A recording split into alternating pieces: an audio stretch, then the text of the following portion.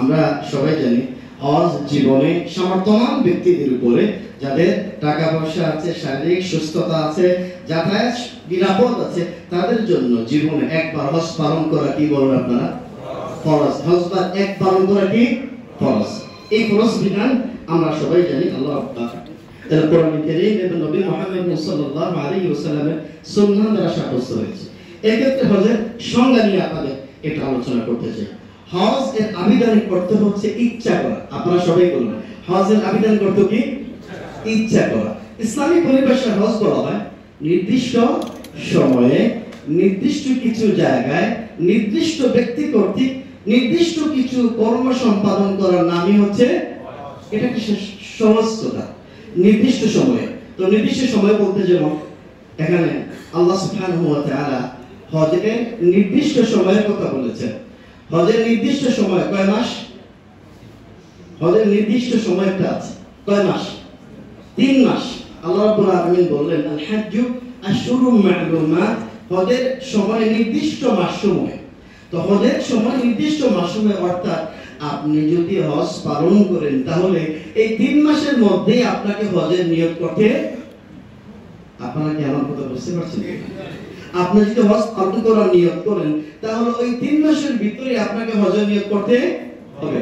হজের মাসসমূহ হচ্ছে শাওয়াল, যুলকাদা, আচ্ছা শাওয়াল, যুলকাদা, যুলহিজ্জা। ওই একটু আগে বলেছিলাম যে নির্দিষ্ট সময়, অর্থাৎ আপনার হজ এর আনুষ্ঠানিকতা শুরু হবে বিশেষ করে কোন মাসগুলিতে? শাওয়াল, যুলকাদা, যুলহিজ্জা। যদিও আমরা হজের জিলহজ মাসের 8 তারিখে আমরা হজের মূল আনুষ্ঠানিকতা শুরু করি, কিন্তু এর আগে যখন আপনি হজ মৌসুমে যাবেন, মক্কায় যাবেন, আপনি যাবেন শাওয়াল, যুলকাদা, এই মাসগুলিতে যাওয়ার পরে উমরা করবেন, উমরা করার পরে হালাল হবেন, তারপর তারিখে গিয়ে আপনি হজের মূল কাজ সম্পাদন করবেন। আমার সম্মানিত উপস্থিতি, এ পর্যায়ে আপনাদের সামনে সংক্ষিপ্ত পরিসরে আমরা তো আসলে মোটামুটি আপনারা মাশাআল্লাহ আমার কাছে উপলব্ধি হচ্ছে আপনারা হজ সম্পর্কিত বিষয়ে যথেষ্ট পড়াশোনা করেছেন, আপনাদের বই সংগ্রহ আছে। তো আমরা সবাই জানি হজ কয় প্রকার? হজ কয় প্রকার? 3 প্রকার। 1 নম্বরে ইফরাদ, আর 1 নম্বরে তামাত্তু অথবা কিরান। যেটা বলেন তামাত্তু, কিরান, ইফরাদ। হজ 3 প্রকার, তামাত্তু, কিরান, ইফরাদ। তো আপনারা যারা এখানে হজ পালন করছেন, এর আগে আপনারা কি হজ পালন করেছেন একটু দেখতে চাচ্ছিলাম। 1 জন 2 জন, যে মাশাআল্লাহ অনেক সংখ্যাটাই ভালো সংখ্যাটা আছে আলহামদুলিল্লাহ। তো আমরা যারা এই উপমহাদেশ থেকে হজ পালন করি বা এখান থেকে যাই, এই 3 প্রকারের মধ্যে সর্বোত্তম হচ্ছে যে আত-তামাত্তু। কোনটা? আত-তামাত্তু। এর কারণ হচ্ছে যে রাসূল সাল্লাল্লাহু আলাইহি ওয়াসাল্লাম যখন তিনি কুরবানির পশু হাদি মদিনা থেকে সাহাবা کرامদেরকে সাথে নিয়ে আসছিলেন, তিনি কেরান করেছিলেন, কিন্তু তিনি বলেছিলেন আমি পরবর্তীতে যা বুঝেছিলাম, শুরুতে যদি তা বুঝতাম তাহলে কুরবানির পশু আনতাম না, আমি নিজেও হালাল হয়ে যেতাম। অর্থাৎ তিনি তামাত্তু করার জন্য উৎসাহ প্রদান করেছেন। তো যাই হোক, আমরা হজের 3 প্রকারের বিস্তারিত আলোচনা করার কোনো প্রয়োজন নেই। এখানে সবাই কি তামাত্তু করবেন আপনারা, না অন্য কি কিছু করবেন? সবাই তামাত্তু করবেন? আচ্ছা আলহামদুলিল্লাহ। তো তামাত্তুটাই উলামা একরাম রাহমাতুল্লাহ আলাইহিম এই তামাত্তু হজটাকে উত্তম বলেছেন এই কারণে, কারণ এই তামাত্তু হজের মধ্যে 2টা নুসুক, 2টি ইবাদত আদায় হয়ে যায়। একটি হলো উমরা আলাদাভাবে, আরেকটি হলো হজ আলাদাভাবে। এবং এই তামাত্তুটা আমাদের জন্য সহজ কি জন্য? যদি আপনারা 3 তারিখ অথবা 1 তারিখ এখান থেকে যান, যাওয়ার পরে আপনারা উমরা করবেন, উমরা করার পরে কি হয়ে যাবেন? হালাল হয়ে যাবেন। কি হয়ে যাবেন? হজের জিলহজ মাসে 8 তারিখ পর্যন্ত অপেক্ষা করবেন। এটা একটা সহজ আপনাদের জন্য। সাধারণ কাপড় পরবেন, খানাপিনা করবেন, বিভিন্ন জিয়ারত করবেন, চুল কাটতে পারবেন, কোনো সমস্যা হবে না। কিন্তু কেরান এবং ইফরাদ যদি এখন নিয়ত করেন, আপনি হজের সমস্ত কাজ শেষ করা না পর্যন্ত ইহরামের কাপড় খুলতে পারবেন। এই দিক থেকে তামাত্তু সহজ না কঠিন? আলহামদুলিল্লাহ। আচ্ছা, যাই হোক, আমরা হজের ফরজ কাজ সমূহ নিয়ে আলোচনা করতে চাই। হজের ফরজ সম্পর্কিত বিষয়, হজের ফরজ সম্পর্কিত বিষয়ে এটা জানা আপনাদের জন্য খুব জরুরি, খুবই একটা গুরুত্বপূর্ণ একটি বিষয়। তেমনিভাবে হজের ওয়াজিবাত সম্পর্কিত বিষয়ে জানা এটা আপনাদের জন্য খুব জরুরি একটা বিষয়। তেমনিভাবে হজের সুন্নত সমূহ, মুস্তাহাব সম্পর্কিত বিষয়, যেহেতু আমাদের অধিকাংশই এখানে হাজ্জাতুল ইসলাম, হাজ্জুল ইসলাম, ইসলামের এই গুরুত্বপূর্ণ হজ পালন করার চেষ্টা করছেন।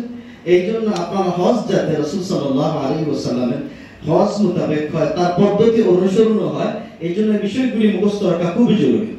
এখানে উলামা কেরাম রাহমাতুল্লাহ আলাইহিম তারা হজের বিধান বা আরকান নিয়ে কিছু কথা বলেছেন। আমি এখানে আপনাদের সামনে হজের রুকুন বা ফরজ 3টি, মতানক্কে 4টি। সেটা হলো সাইকে অনেক উলামা কেরাম এটাকে হজের রুকুন হিসেবেও উল্লেখ করেছেন। আমি এটা এই জন্য উল্লেখ করলাম যাতে এই সাইটা অত্যন্ত গুরুত্বপূর্ণ, উলামা কেরামদের মতানক্কের মধ্যে আছে। কিন্তু হজের মূল ফরজ কয়টা? 3টি। কি কি বলেন আপনারা? ইহরাম, আরাফায় অবস্থান করা এবং তাওয়াফ করা। কোন উলামা কেরাম, অনেক বড় উলামা কেরাম মাযহাবে তারা সাইকেও এটাকে রুকুন হিসেবে উল্লেখ করেছেন। সেই হিসাবে আমি এটা গুরুত্ব বোঝানোর জন্য আপনাদের সামনে উল্লেখ করেছি। তাহলে মনে রাখবে হজের রুকুন কয়টা? 3টা, মতানক্কে 4টা। হজের রুকুন কয়টা? 3টা, মতানক্কে 4টা। প্রথম কি হজের রুকুনের মধ্যে ইহরাম, ইহরাম বাঁধা বা ইহরামের নিয়ত করা। একটু বলি এই বিষয়টি আপনাদের করছি। 2 নম্বর হলো আরাফার ময়দানে অবস্থান করা। 3 নম্বর হলো ফরজ তাওয়াফ করা। 3 নম্বর কি? ফরজ তাওয়াফ করা। হজের রুকুন বা ফরজ 3টি। প্রথমে কি? ইহরাম। 2 নম্বরে আরাফাতে অবস্থান। 3 নম্বরে তাওয়াফুল ইফাদা, ফরজ তাওয়াফ করা। কোন তাওয়াফ করা? সাইটা উলামা কেরাম কে বলেছেন ওয়াজিব, কে বলেছেন এটা রুকুন। এটা আপনাদের সামনে ইখতিলাফ হিসেবে করে নিয়ে আসেন। আসেন এখানে আমরা প্রথম যে বিষয়টি ইহরাম, এই বিষয়টি নিয়ে একটু আমরা আলোচনা করি। আমাদের ইহরাম, আমরা যারা এখান থেকে আমরা ফ্লাইটে যাব, তো আমাদেরকে ইহরাম বাঁধতে হয়। বাংলাদেশ থেকে আমরা যখন ফ্লাইটে উঠি তখন আমরা ইহরামের কাপড় পরিধান করে উঠি। আমাদের ফ্লাইট কি সিলেট থেকে সরাসরি জেদ্দা। তো যাই হোক, সিলেট থেকে সরাসরি জেদ্দায় যেহেতু আপনারা সিলেটে ইহরামের কাপড় পরিধান করে ফেলবেন, কিন্তু নিয়ত করবেন না। কি করবেন না? নিয়ত করবেন না। নিয়ত কোথায় করবেন? এই নিয়ত করার স্থান হিসেবে এখানে আপনাদের সামনে কিছু স্থান সম্পর্কিত বিষয় আপনাদের দেখানোর চেষ্টা করছি।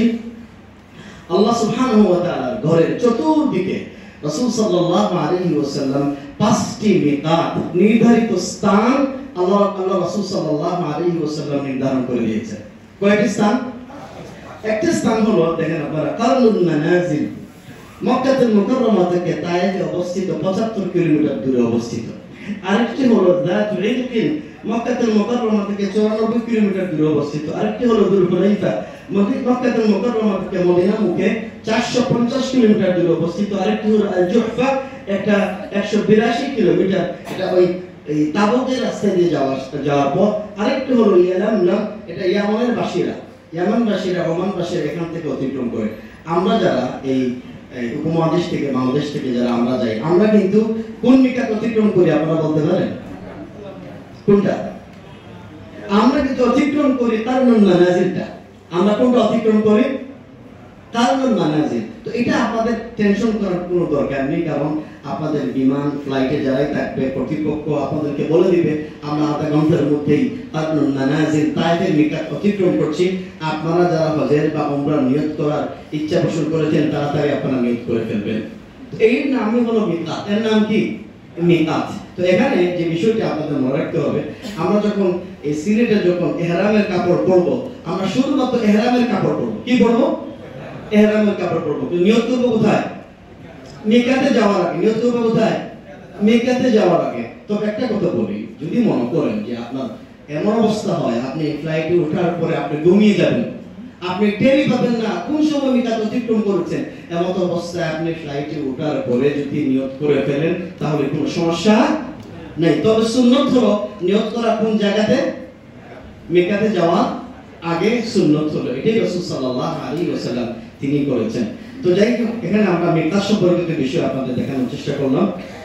এখানে আপনারা নিয়ত করার পূর্বে ইহরাম সম্পর্কিত বিষয়, ইহরাম আমরা বলেছিলাম হজের ফরজ 3টা। হজের ফরজ কয়টা? 3টা। প্রথমে কি বলেছিলাম? 2 নম্বরে কি? আরাফাতে অবস্থান। 3 নম্বরে তাওয়াফুল কাবা। তো ইহরাম এটা কি, এটা জানার চেষ্টা করি। আসলে ইহরামটা কি? হারাম থেকে ইহরাম মানে নিষিদ্ধ কাজ। কি কাজ? নিষিদ্ধ কাজ। মানে ধরেন আপনি আমরা যখন এই এই পাঁচ ওয়াক্ত সালাতের জন্য ফজরের সালাত বা জোহরের সালাতের জন্য যখন আমরা দণ্ডায়মান হই দাঁড়াই, তখন আমরা শুরুতে একটা তাকবীর দিই, এটাকে নাম হলো তাকবীরাতুল ইহরাম। তাকবীরাতুল ইহরাম অর্থাৎ এতক্ষণ পর্যন্ত আমার জন্য খানা পিনা, আমার জন্য কথা বলা, আমার জন্য অন্য কাজ করা হালাল ছিল। যখনই আমরা আল্লাহু আকবার বলে তাকবীর দিলাম, ওই সমস্ত কাজগুলি কি হয়ে গেল? বলেন না, কি হয়ে গেল? হারাম হয়ে গেল। এমনিভাবে আপনি হজ বা উমরার এই ইবাদতের মধ্যে প্রবেশের জন্য তাকবীরাতুল ইহরামের মধ্যে একটা গুরুত্বপূর্ণ ইবাদত হচ্ছে ইহরাম। এর নাম কি? ইহরাম। এর নাম কি? ইহরাম। তো এখানে ইহরামের তিনটি বিষয়। ইহরামের কয়টি বিষয়? তিনটি। ইহরামের নিয়ত করা, দেখেন ইহরামের নিয়ত করা, তালবিয়া পাঠ করে অথবা কতিপয় হালাল ও জায়েজ বস্তু হারাম হয়ে যাওয়া। তখন আপনি ইহরামের জন্য প্রথমত আপনি ইহরামের কাপড় পরিধান করলেন। কি করলেন? ইহরামের কাপড় পরিধান করলেন। তারপরে যখন যে স্থানে নিয়ত করার কথা সেখানে গিয়ে আপনি কি করবেন? নিয়ত করলেন মনে মনে। যদি আমরা তামাত্তু করি তখন আমরা বলতে হবে লাব্বাইকা উমরাতান। তখন কি বলবো আমরা? লাব্বাইকা উমরাতান। এরপর থেকে লাব্বাইকা আল্লাহুম্মা লাব্বাইক লাব্বাইক লা শারীকা লাক লাব্বাইক ইন্নাল হামদা ওয়ান নি'মাতা লাকা ওয়াল মুলক লা শারীকা লাক। এই তিনটি কাজ করার সাথে সাথেই আপনি ইহরামের মধ্যে প্রবেশ করে ফেলবেন। প্রথম কাজটা কি? আমরা ইহরামের কাপড় পরিধান করলাম। দুই নম্বরে নিয়ত করলাম। তিন নম্বরে তালবিয়া পাঠ শুরু করলাম। কয়টা কাজ করলাম? এই তিনটা কাজ করার সাথে সাথে আপনার কি হয়ে গেল? আপনি ওই ইহরামের মধ্যে প্রবেশ করে ফেললেন। অনেকেই মনে করে যে ইহরামের মূল উদ্দেশ্যই মনে হয় ইহরামের কাপড় পরিধান করা। না, ইহরামের কাপড় পরিধান করার সাথে সাথে আপনাকে কি করতে হবে? নিয়ত করতে হবে। কি করতে হবে? নিয়ত করতে হবে। আমরা যখন এখান থেকে আমরা যখন ফ্লাইটে উঠে যখন যাচ্ছি, আমরা কিসের নিয়ত করব? উমরার নিয়ত করব। কিসের নিয়ত করব? উমরার নিয়ত করব। আমরা ইহরামের কাপড় পরিধান করার পরে আমরা যখন মিকাতের আগে আমরা অতিক্রম করব, তখন মুখে কি বলবো? মুখে কি বলবো? লাব্বাইকা। আবার বলো, মুখে কি বলবো? লাব্বাইকা উমরাতান। এরপরে আমরা কি পড়া শুরু করে দেব? তালবিয়া পড়া শুরু করে। এখন আপনি আলহামদুলিল্লাহ পাঁচ ওয়াক্ত সালাতের মতো আল্লাহু আকবার বলে তাকবীরাতুল ইহরাম পড়ে আপনি নামাজের মধ্যে যেভাবে প্রবেশ করলেন, তেমনি ভাবে ইহরামের কাপড় পরিধান করার পরে নিয়ত করে তালবিয়া পড়ার সাথে সাথে এতক্ষণ পর্যন্ত আপনার জন্য শিকারি হালাল ছিল, চুল কাটা হালাল ছিল, আপনার জন্য স্ত্রী মেলামেশা হালাল ছিল। এখন এই সমস্ত কাজ কি হয়ে গেল? এর নাম কি? ইহরাম। এর নাম কি? আশা করি বিষয়টা আপনারা বুঝতে পেরেছেন ইনশাআল্লাহ। আচ্ছা, আলহামদুলিল্লাহ। আচ্ছা, এই ইহরাম এর কাজটা এর আগে কিছু গুরুত্বপূর্ণ সুন্নত কাজ আছে, মুস্তাহাব কাজ আছে। যেমন আমরা ইহরাম করার পূর্বে সুন্নত কাজ হলো যেগুলি আমরা মুস্তাহাবাত, গোসল করা। কি করা? ইহরামের পরিধান করার পূর্বে আপনারা যখন বাসা থেকে আপনি বের হবেন তখন আপনারা গোসল করবেন না? ওযু করতে বের হবেন ইনশাআল্লাহ। তো আপনারা একটা সুন্নত হলো ওযু করবেন, গোসল করবেন, ওযু করবেন। তেমনি ভাবে ইহরামের মুস্তাহাবাতের কাজের মধ্যে হলো পরিষ্কার পরিচ্ছন্নতা রাখা। যেমন নখ কাটা, বগলের লোম থাকলে বা অন্যান্য অনুপযুক্ত অন্যান্য অতিরিক্ত লোম থাকলে এগুলি কেটে ফেলে দেওয়া। এগুলি কি করা? কেটে ফেলে দেওয়া। কারণ হজের মৌসুমে এই সমস্ত লোম অথবা নখ কাটা যাবে না। তেমনি ভাবে ইহরামের একটা গুরুত্বপূর্ণ মুস্তাহাব হলো ইহরামের কাপড় পরিধান করার পূর্বে আতর ব্যবহার করা। কি ব্যবহার করা? আতর ব্যবহার করা। আপনি ইহরামের কাপড় পরিধান করেননি, এখনো পর্যন্ত লুঙ্গি পরা অবস্থায় আছেন, পাজামা পরা অবস্থায় আছেন, এই অবস্থায় আপনি আপনার শরীরে, আপনার মাথার মধ্যে যত ধরনের সুগন্ধি আছে, মা জান আয়েশা রাদিয়াল্লাহু আনহা তিনি রাসূলুল্লাহ সাল্লাল্লাহু আলাইহি ওয়াসাল্লামের মাথার মধ্যে বিভিন্ন ধরনের আতর ব্যবহার করেছিলেন। আপনারা আতর ব্যবহার করতে পারবেন, কিন্তু ইহরামের কাপড় পরিধান করার পর কোন ধরনের আতর সুগন্ধি ব্যবহার করা যাবে না। যদি এই ইহরাম কাপড়ের মধ্যে আপনি ব্যবহার করেন, অবশ্যই ইহরামের কাপড় পরিবর্তন করতে হবে। তবে আপনি এর আগে যদি কোনো আতর ব্যবহার করে থাকেন, আতর ব্যবহার করার পরে যদি ইহরামের কাপড় পরেন এবং ইহরামের কাপড়ের মধ্যে কোনো সুগন্ধি লেগে যায়, তাতে কোনো সমস্যা। কিন্তু ইহরামের কাপড় পরিধান করার পর নতুন করে কোনো আতর ব্যবহার করতে, পুষ্প ব্যবহার করতে, বিষয়টা বুঝতে পেরেছেন ইনশাআল্লাহ।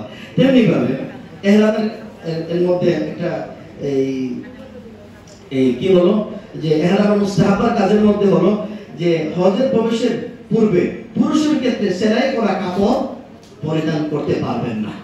আমার মধ্যে মনে করেন আমরা যখন দুইটা সাদা কাপড় পরিধান করি, সাদা কাপড় পরিধান করার সাথে সাথে আমার জন্য কোনো সেলাই করা কাপড় পরিধান করা কি যাবে না। সেলাই করা পরিধান করা যাবে না, এটা পুরুষের জন্য ইহরাম। এটা পুরুষের জন্য দুই খানা কাপড় পরিধান করতে হবে।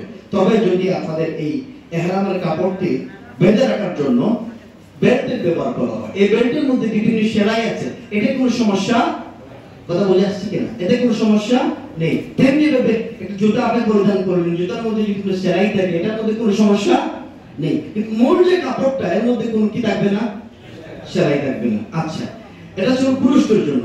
মহিলাদের জন্য, মহিলাদের জন্য কোন ইহরামের কাপড় আছে কিনা বলেন?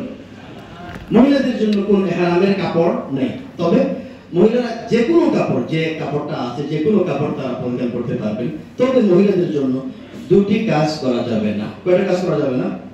এক নম্বর হলো তিনি আল কুফাজাইন, হাতের হাত মোজা পরিধান করতে পারবেন না। আরেকটি কাজ হলো তিনি নেকাব পরিধান করতে পারবেন না। কি পরিধান পারবেন না? নেকাব পরিধান করতে পারবেন না। এই ক্ষেত্রে একটি দৃষ্টি আকর্ষণ আপনাদের করতে চাই। আম্মাজান আয়েশা রাদিয়াল্লাহু আনহা তিনি বলেন, আমরা যখনই হজের নিয়ত করতাম, উমরার নিয়ত করতাম, কোন সময় যদি আমাদের সামনে পরপুরুষ চলে আসতো, তখন আমাদের পিছন থেকে এই নেকাবটা বা এই কাপড়টা এনে সামনের দিকে ঢেলে দিতাম, যাতে পরপুরুষরা আমাদের দেখতে না পায়। আর যখন পরপুরুষরা আমাদের এখান থেকে চলে যেত, তখন আমরা কি করে ফেলতাম, এই ডাকনাটা তুলে পিছনের দিকে দিয়ে দিতাম। আমি দেখেছি অনেক সময় অনেক হোস্ট ক্যাম্পে অনেক পর্দাশীল পরিবারের মহিলারা, অনেক ওলামা কেরাম দেখেছি এই ফতোয়া দিয়েছেন যে না, কোনো ধরনের কোনো অবস্থায় নেকাব তিনি পরিধান করতে পারবেন না, অথচ এই কাজটা তারা সবসময় করছেন। অনেক পর্দাশীল মহিলারা খুব ইতস্ততা করছেন যে মুখটা কিভাবে সবসময় খোলা রাখি, অমুক পুরুষ আমাকে দেখছে। তো বিষয়টা এভাবে না, বিষয়টা হচ্ছে মহিলা যদি কোনো পরপুরুষ না থাকে, তিনি সর্বাবস্থা কি করবেন, বেগানা পুরুষ যদি সামনে না থাকে তিনি সর্বাবস্থা কি রাখবেন, মুখটা খোলা রাখবেন। যদি পরপুরুষ চলে আসে মুখটা ঢেকে দেবেন। আম্মাজান আয়েশা রাদিয়াল্লাহু আনহা তিনি কাজটা করেছেন। কথাটা আপনাদের বোঝাতে পেরেছি কিনা এই জিনিসটা? তাহলে মহিলারা সব সময় দুইটা কাজ করতে পারবেন না। কোন দুইটা? হাত মোজা এবং নেকাব। হাত মোজা এবং নেকাব করতে পারবেন না। তবে পরপুরুষের সামনে চলে আসলে কি করবেন, পিছন থেকে মুখটা ঢেকে। বুঝে আসছে ইনশাআল্লাহ? আচ্ছা, তো আমরা ইহরামের যে আমরা যে ইহরাম করব প্রস্তুতি নেব, এর জন্য কিছু সুন্নাত বা মুস্তাহাবাত কাজসমূহ উল্লেখ করলাম। এই মুহূর্তে ইহরাম অবস্থায় নিষিদ্ধ কাজসমূহ করা থেকে আমাদের অবশ্যই বিরত থাকতে হবে। এই বিষয়টি জানা আপনার জন্য জরুরি। এই বিষয়টা যদি, যে কাজটি আল্লাহ নিষেধ করেছেন, যে কাজটি রাসূল সাল্লাল্লাহু আলাইহি ওয়াসাল্লাম নিষেধ করেছেন, এই কাজটি যদি আপনার দ্বারা সংগঠিত হয়ে যায়, তাহলে আপনার উপরে ফাইন চলে আসতে পারে, আপনার উপরে দম চলে আসতে পারে। কথা বুঝতে কিনা? তাহলে এই বিষয়টি আমাদের জানা জরুরি কিনা? অত্যন্ত জরুরি। এর মধ্যে এক নম্বর দেখেন, এমন কোন কাপড় দিয়ে পুরুষের মাথা ঢেকে রাখা যাবে না মাথার সাথে লেগে থাকে। এমন কোন কাপড় দিয়ে পুরুষের মাথা ঢাকা যাবে না। যেমন আপনি ঘুমের মধ্যে পড়ে আছেন, আপনি খুব শীত লাগছে, আপনি এমন কাপড় দিয়ে আপনি মাথা ঢেকে ফেললেন, এই কাজটা করা। অথবা খুব শীত লাগছে, আপনি কম্বল দিয়ে মাথা ঢেকে ফেলে দিলেন, এই কাজটা করা যাবে। অথবা খুব ঠান্ডা লাগছে, আপনি মাথার মধ্যে একটা কাপড় দিয়ে দিলেন, এই কাজটা করা যাবে। এটা নাজায়েজ আপনার জন্য। যেমন টুপি ব্যবহার করা। তবে আপনার গরম লাগছে, গরমের জন্য মাথার থেকে এই ছাতাটা উপরে গেলা না, মাথার সাথে লেগে থাকে ছাতা ওর উপরে, এই ছাতা ব্যবহার করা কি, এই ছাতা ব্যবহার করা কি যাবে, এই ছাতা ব্যবহার করা যাবে। পুরুষের জন্য আরেকটা হলো, তারা কোন ধরনের সেলাই করা পোশাক পরিধান করতে পারবেন না, যেমন শার্ট। তেমনি ভাবে এমন জুতা পরিধান করলেন পুরো পাটা আপনার ঘুরে রাখে, পুরো পাটা কি করে রাখে, শু, যেমন শু বলতে পারি আমরা, এইটা পরিধান করা যাবে না, এটা পুরুষের জন্য। 3 নম্বর হলো স্থলজ শিকার জন্তু করা বা শিকার করা নিষিদ্ধ। যদিও এটা আপনাদের কোনো সম্মুখীন হবেন না, তবে ইসলামের বিষয়টি জানার ক্ষেত্রে স্থলজ কোনো শিকার জন্তু শিকার করা যাবে না, এটা হারাম, এটা নিষিদ্ধ। এটা করলে তবে সাগরের যে মাছগুলি আছে এগুলি শিকার করা কি বৈধ, এগুলো শিকার করা কি বৈধ। আপনার 8টা জিনিস এই ক্ষেত্রে আপনাদের দৃষ্টি আকর্ষণ করতে চাই। আমরা হারাম শরীফে যখন যাই, যাওয়ার সময় চতুর্দিকে দেখবেন যে কবুতরেরা এই বিভিন্ন দানা খাচ্ছে এবং হাজী সাহেবরাও তাদেরকে দানা খাওয়াচ্ছে, এক্ষেত্রে অনেক মুসল্লিরা তাদেরকে তাড়া করাচ্ছে, তাদেরকে দৌড়াচ্ছে এবং অনেকে সেলফি তুলছে। এই কাজটা করা যাবে না। হারামের ভিতরে কোনো পশু পাখিকে তাড়ানো যাবে, যে অবস্থায় আছে স্বাভাবিক অবস্থায় চলাফেরা করবে, এই কাজটা নিষিদ্ধ। ওয়ালা ইউনাফারু সাইদুহা, কোন ধরনের সাইদকে তাড়ানো যাবে না, এটা আমাদের এই খেয়াল রাখতে হবে।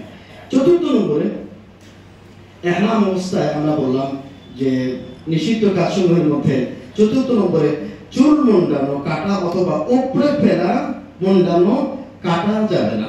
আপনার চুল আছে না, আপনি খুব চুলকাচ্ছেন, চুলকাতে আপনি চুলকে ছিঁড়ে ফেলে দিচ্ছেন, অথবা শরীরের মধ্যে কোনো লোমা আছে লোমগুলি আপনি ছিঁড়ে ফেলছেন, এই কাজটুকু করা যাবে না, যেহেতু আপনি কি অবস্থায় আছেন, ইহরাম অবস্থায় আছেন।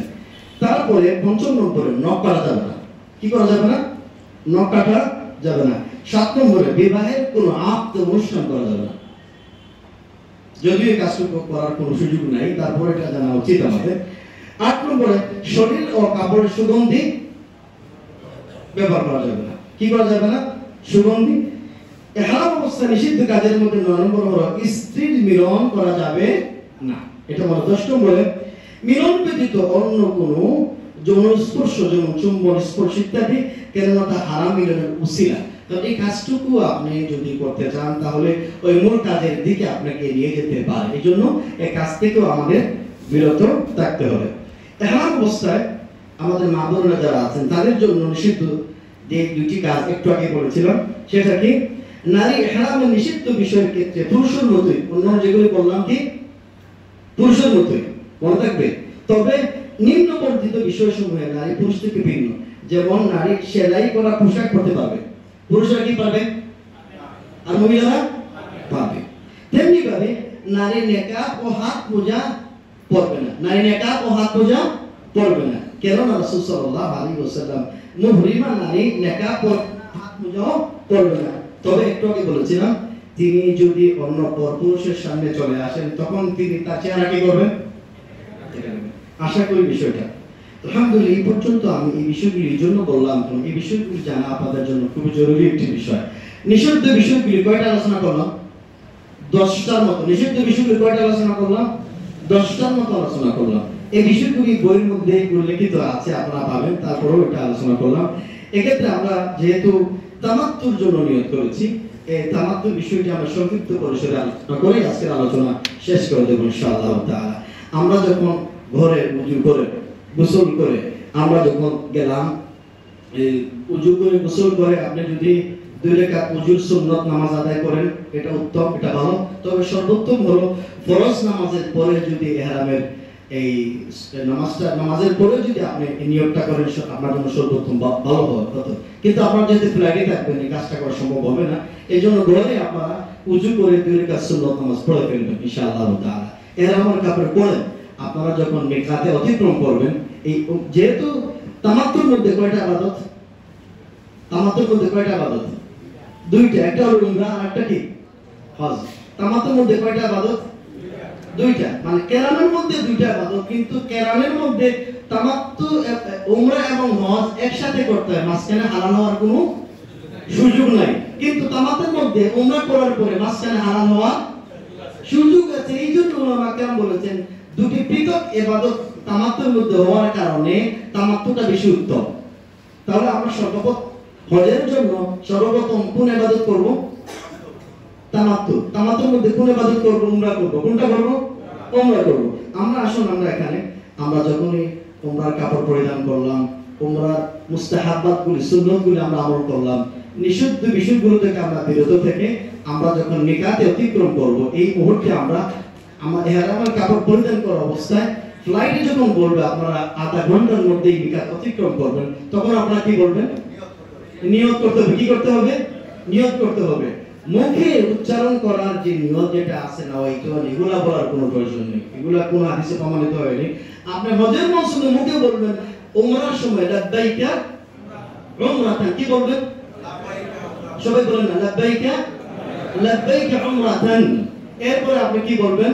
লাব্বাইক আল্লাহুম্মা লাব্বাইক, লাব্বাইক লা শারীকা লাক লাব্বাইক, ইন্নাল হামদা ওয়ান নি'মাতা লাকা ওয়াল মুলক লা শারীকা লাক। তো এই বিষয়টি এই যে লাব্বাইক আল্লাহুম্মা লাব্বাইক, এটা হলো হজের স্লোগান, এটা তাওহীদের স্লোগান। এই স্লোগানটি উপলব্ধি করা আমাদের জন্য জরুরি। লাব্বাইক আল্লাহুম্মা লাব্বাইক, হে আল্লাহ আমি হাজির, আমি তোমার সামনে হাজিরা দিচ্ছি। লা শারীকা লাক, তোমার সাথে কোনো শরীক স্থাপন আমরা করি না, তোমার সাথে কোনো শরীক নেই। ইন্নাল হামদা ওয়ান নি'মাতা লাকা ওয়াল মুলক, তোমার সমস্ত নিয়ামত রাজি, সমস্ত প্রশংসা, সমস্ত ক্ষমতা কার জন্য? আল্লাহ শারীকা লাক। আবার রিপিট করে বলছেন তো এই ক্ষেত্রে তোমার কোন শরীক। এই ক্ষেত্রে আমাদের বিষয়টি ছোট্ট বিষয়টি আমরা স্লোগান দিলাম, উচ্চারণ করলাম, কিন্তু ব্যক্তিগত জীবনে, পারিবারিক জীবনে, সামাজিক জীবনে, রাষ্ট্রীয় জীবনে আল্লাহর সাথে শরীক স্থাপন করলাম, আল্লাহ রাব্বুল আলামিনের বিরুদ্ধাচরণ করলাম, বিশ্বনবী সাল্লাল্লাহু আলাইহি ওয়াসাল্লামের সুন্নতের বিরুদ্ধাচরণ করলাম, তাহলে এই তালবিয়া পড়ে স্লোগান দিলে কোনো লাভ হবে না। আপনার জীবনের মধ্যে উপলব্ধির মধ্যে নিয়ে আসতে হবে। এখন থেকে ইস্তেগফার করলাম, তওবা করলাম, প্রতিজ্ঞাবদ্ধ হলাম, জীবন মৃত্যু পর্যন্ত আল্লাহর সাথে শরীক স্থাপন আর করব না, এই বিষয়টির মধ্যে নিয়ে আসতে হবে। কারণ আপনাকে শতবার, হাজারবার স্লোগান দিতে হবে, এই তাওহীদের স্লোগান দিতে হবে, শিরক মুক্ত স্লোগান আপনাকে দিতে হবে। মনে থাকবে ইনশাআল্লাহ তাআলা। আচ্ছা, তো এক্ষেত্রে আমরা উমরা যারা করলাম, উমরার পূর্বে আমরা গেলাম লাব্বাইক উমরাতান, এক্ষেত্রে আমরা আচ্ছা, এই উমরার রুকুন হলো তিনটি। উমরার রুকুন কয়টা? ইহরাম করা, তাওয়াফ করা এবং সাই করা। ইহরাম করা, তাওয়াফ করা এবং সাই। মনে থাকবে ইনশাআল্লাহ। হ্যাঁ, তারপরে দেখেন উমরার ওয়াজিব সমূহ দুইটি, মিকাত থেকে ইহরাম করা এবং মাথা কি করা? মুন্ডন করা, ছোট করা অথবা মুন্ডন করা। আর বাকি সবগুলি হলো উমরা কি সুন্নাহ। উমরা কি সুন্নাহ। মনে থাকবে উমরার রুকুন কয়টা? ওয়াজিব কয়টা? আর বাকি সবগুলি সুন্নাহ। এখন আমরা এখান থেকে তালবিয়া পড়ে গেলাম, সেখানে যাওয়ার পর আপনারা চলে যাবেন হোটেলে। হোটেলে যাওয়ার পরে আপনারা যদি ওই দিনই আপনারা উমরা করতে চান, যদি আপনাদের শাস্তি কুলায় ওই দিন আমরা উমরা করতে পারবেন। আর যদি মনে করেন আমাদের শাস্তি কুলাচ্ছে না, আমরা অনেক বৃদ্ধ হয়ে গিয়েছি, খুব টায়ার্ড হয়ে গিয়েছি, আপনারা বিশ্রাম নিয়ে আরেকটা পরবর্তী সময় বিকালে অথবা পরের দিন আপনারা কি করতে পারবেন? উমরা করতে পারবেন। আপনি যে অবস্থায় ইহরাম বাঁধা অবস্থায় আছেন, সব অবস্থায় তালবিয়া পড়ে সময় অতিক্রম করবেন। অন্যান্য কোরআন তেলাওয়াত করতে পারবেন, জিকির করতে পারবেন, কিন্তু অযথা অন্যান্য কথা বলে সময় নষ্ট করা ঠিক হবে না। আপনার তালবিয়া পড়ে উমরা করতে গেলেন, উমরা করার যাওয়ার পরে আপনারা কাবাগরে যাবেন। কোথায় যাবেন? কাবাগরে যাবেন। কাবাগরে যাওয়ার পর যখনই আপনি মসজিদে হারামের মধ্যে প্রবেশ করবেন, মসজিদে প্রবেশের যে দোয়া আপনাদের মুখস্থ আছে, বিসমিল্লাহি ওয়াস সালাতু ওয়াস সালামু আলা রাসূলিল্লাহ আল্লাহুম্মা ইফতাহলি আবওয়াবা রাহমাতিক, এই দোয়া পড়ে যখন যাবেন, যাওয়ার সাথে সাথে কাবাগরের সামনে হাজার আসওয়াদের সামনে যখন আসবেন, তখনই আপনার এই তালবিয়াতে পড়ে আসছিলেন, কি পড়ে আসছিলেন? তালবিয়া পড়ে আসছিলেন।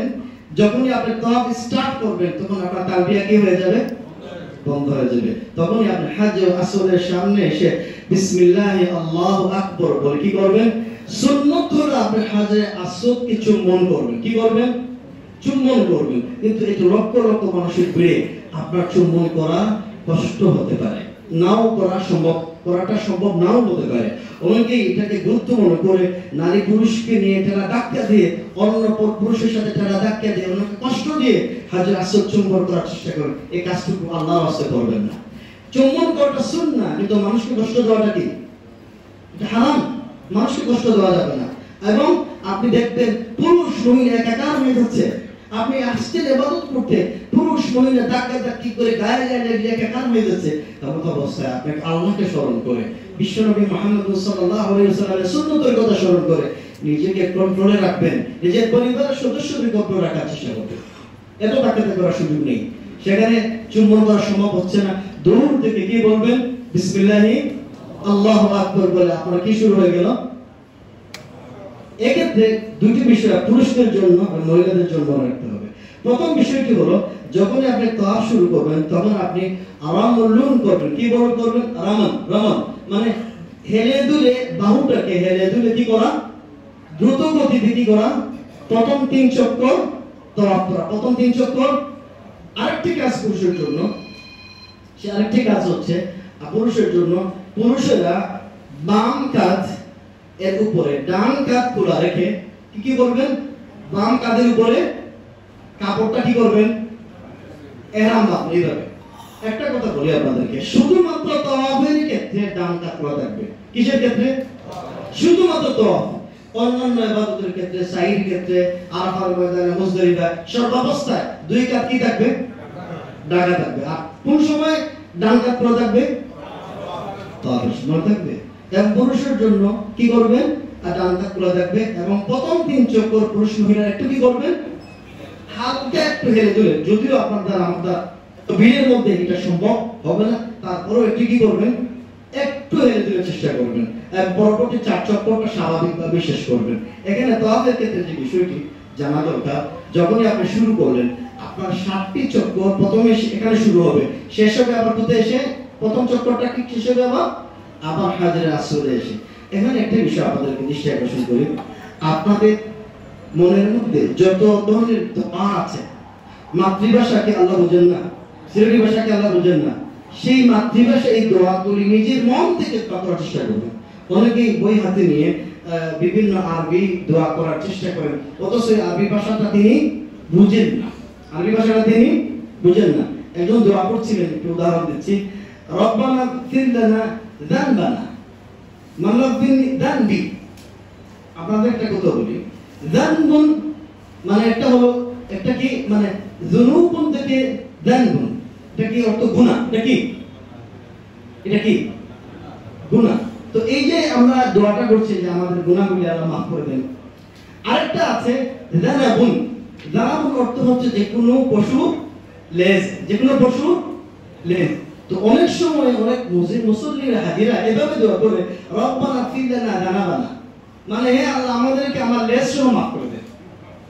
তাহলে অর্থটা কিন্তু আপনি যে অর্থ বুঝছেন না, আরবি বই দেখে দেখে এইভাবে আপনি উচ্চারণ করছেন, মূল দোয়া কিন্তু হচ্ছে না। মূল কি হচ্ছে? আপনি নিজের মাতৃভাষায় দোয়া করুন। এবং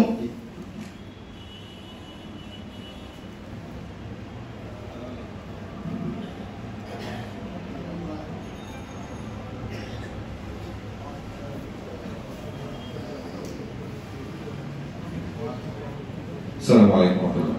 জি, আমি একটু ব্যাঘাত ঘটালাম, যেহেতু আজান হয়ে গেছে নামাজের সময়, তো আমরা একবারে শেষ করেই উঠবো ইনশাআল্লাহ, এবং একসাথে আমরা জামাত করব। ঠিক আছে? ওইটাই সবচেয়ে, জামাত কুতুবুল্লাহ মসজিদ আছে আমাদের ঠিক পাশেই, অথবা এখানেও আছে,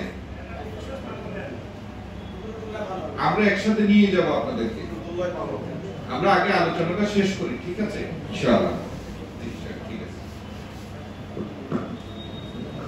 আসলে সময়টা হয়ে গিয়েছে কম, জোর লাগে, এই জন্য এটা সমস্যা হয়ে গিয়েছে।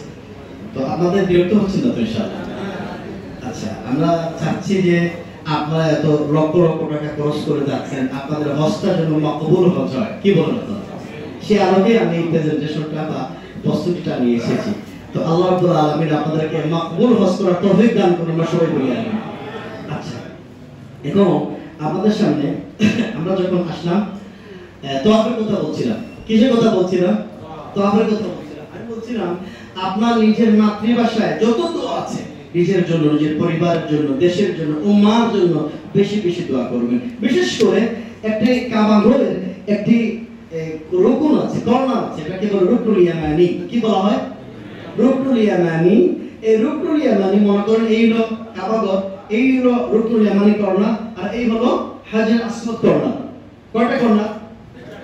এই দুই কর্নারের মাঝে রাসূলুল্লাহ সাল্লাল্লাহু আলাইহি ওয়াসাল্লাম তিনি একটা দোয়া করতেন, রব্বানা আতিনা ফিদ দুনিয়া হাসানা ওয়া ফিল আখিরাতি হাসানা ওয়া কিনা আযাবান্নার। এই দোয়াগুলি আপনারা করবেন। এই দোয়াগুলি করার সাথে সাথে আবার হাজর আসওয়াদের সামনে এসে আবার কি বলবেন? বিসমিল্লাহ, আল্লাহু আকবার বলে কয় চক্কর হলো? এক চক্কর শেষ হয়ে কয় চক্কর শুরু হলো? 2 চক্কর শুরু হলো। এই 2 চক্কর শুরু করে প্রথম চক্কর যেভাবে আপনি পালন করেছেন সেভাবে করবেন। তবে মনে রাখতে হবে আপনার চক্করটা যেন 60টি হয়। কয়টা হয়? এখানে 8টা করা যাবে না, 6টা করা যাবে না। মনে রাখতে হবে। মনে রাখার বিভিন্ন পদ্ধতি আছে। মনে হয়তো এটা দিবেন 7 চক্করের জন্য 7টি তাসবিহ দিবেন, অথবা 7টি পাথর দিবেন, অথবা আপনি নিজে নিজে 7টি সূরা, প্রতি চক্করে একটা সূরা মনে করে 7টি চক্করে 7টি সূরা যদি আপনি এভাবে খেয়াল না রাখেন তাহলে কিন্তু চক্কর কম বেশি হয়ে যেতে পারে। তো এখানে দোয়ার স্থান, দোয়ার জায়গা। আপনি নিজের মাতৃভাষায় যতগুলি দোয়া আছে সেই দোয়াগুলি মন থেকে করার চেষ্টা করবেন। 7 চক্কর করা শেষে একটা কথা বলি, আমরা যখন এই চক্কর দিই, এটা কাবাঘর, এই কাবাঘর চতুর্দিকে যখন আমরা চক্কর দিই, প্রথমে আপনি কাবাঘরের নিকটবর্তী হয়ে চক্করগুলো দিবেন। কিন্তু যখন আপনি আস্তে আস্তে করে 6 চক্কর 7 চক্কর দিবেন, তখন একটা কাজ করার চেষ্টা করবেন, 7 চক্কর দেওয়ার ক্ষেত্রে আস্তে আস্তে করে দূর থেকে যেন কি দেওয়ার চেষ্টা করবেন, তওয়াফ করার চেষ্টা করবেন। তার কারণটা কি আপনাদেরকে বলি, যখনই আপনি কাবাঘরের নিকট থেকে যদি আপনি 7 চক্কর দেন, এই ক্ষেত্রে দেখা যাবে আপনি 7 চক্কর শেষ হওয়ার সাথে সাথে আপনি পরেশান হয়ে যাবেন কিভাবে এই চক্কর থেকে বের হয়ে ওই মাকাম ইব্রাহিমের পিছনে যাওয়া যায়। কিন্তু এই কাজটা করাটা আপনার জন্য খুবই কষ্টকর, মানুষকে ঠেলা ধাক্কা দিয়ে স্রোতের বিরুদ্ধে গিয়ে আপনার যাওয়াটা। এজন্য আপনি যখন শেষ চক্করগুলো দেবেন, আস্তে আস্তে করে চক্করটা কি করবেন, বড় করে, তখন আপনার জন্য চক্কর থেকে 7 চক্কর থেকে বের হওয়াটা কি হবে, সহজ হবে। এই চক্কর শেষ করে তখন আপনি মাকামে ওই যে একটা খাঁচা আছে, খাঁচার ভিতরে ইব্রাহিম এবং ইসমাঈল আলাইহিস সালাতু ওয়াস সালামের দুজনের পদচিহ্ন আছে। এই পদচিহ্নের পিছনে আল্লাহ বললেন ওয়াত্তাখিযু মিন মাকামি ইব্রাহিম মুসাল্লা, তোমরা মাকাম ইব্রাহিমের পিছনে 2 রাকাত সালাত আদায় করো। এক্ষেত্রে রাসূল সাল্লাল্লাহু আলাইহি ওয়াসাল্লাম 7 চক্কর তওয়াফ শেষ করে মাকাম ইব্রাহিমের পিছনে গিয়ে 2 রাকাত সালাত আদায় করেছেন। এক্ষেত্রে যদি মাকাম ইব্রাহিমের পিছনে সরাসরি স্থান পান না পেলে ভালো কথা, না পেলে পিছনে গিয়ে ডানে বামে গিয়ে যেখানেই পড়েন, কোন সমস্যা আছে? কোনো সমস্যা নেই। এই মাকাম ইব্রাহিমের পিছনে 2 রাকাত সালাতের মধ্যে সূরাতুল ফাতিহার সাথে প্রথম রাকাতে কোন সূরা পড়বেন? জি, সূরাতুল কাফিরুন। দ্বিতীয় রাকাতে কোন সূরা পড়বেন? সূরাতুল ইখলাস। সুবহানাল্লাহ, আপনারা উপলব্ধি করেন যে হজের শুরুটাই হচ্ছে তাওহীদের নিশানা দেয়া, শিরক মুক্ত ঘোষণা দিয়া, তালবিয়া হচ্ছে এমন কি মাকাম ইব্রাহিমের পিছনে গিয়েও আপনি এমন 2টি সূরা তেলাওয়াত করছেন, এই 2টি সূরার মধ্যে মহান আল্লাহ রাব্বুল আলামিনের সার্বভৌমত্বের শিরক মুক্ত স্বীকারোক্তি আপনি দিচ্ছেন।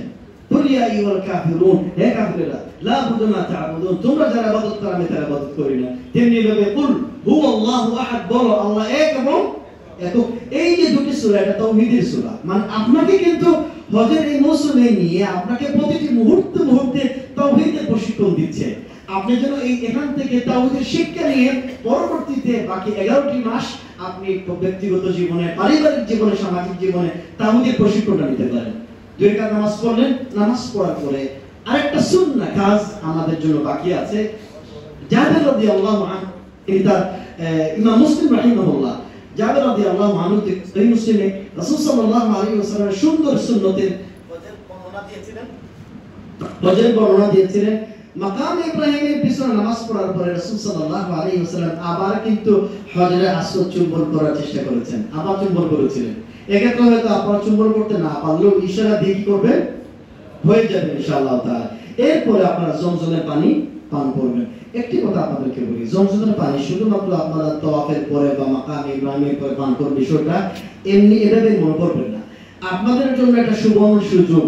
রাসূল সাল্লাল্লাহু আলাইহি ওয়াসাল্লাম জমজমের পানি সম্পর্কে 2টি কথা বলেছেন। একটা হাদিসে হচ্ছে রাসূল সাল্লাল্লাহু আলাইহি ওয়াসাল্লাম বলেছেন, মাউ জামজাম লিমা শুরিবা লাহু, যে ব্যক্তি যে নিয়তে পানি পান করবে জমজমের পানি, সেই নিয়ত আল্লাহ পূরণ করে দিয়ে দেবেন। তাহলে আপনারা এই সুযোগটা কেন কাজে লাগাবেন না?